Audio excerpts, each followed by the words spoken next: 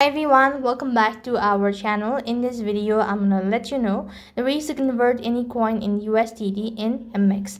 So in order to do this procedure, you just have to follow the steps. So first thing, you have to log in into your MEXC, and when you're logged in, that's gonna take you to the home page. So from the home page, click on Buy Crypto, link on the top left of the MEXC website navigation, so which will show the available method in your region. So for smoother transaction, you can consider buying a stable coin like USDT first, and then use the coin to buy USDT on the spot market.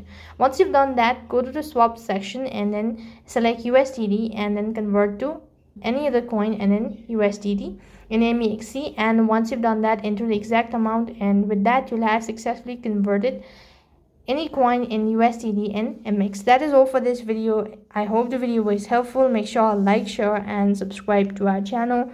Thank you for watching. See you in the next video.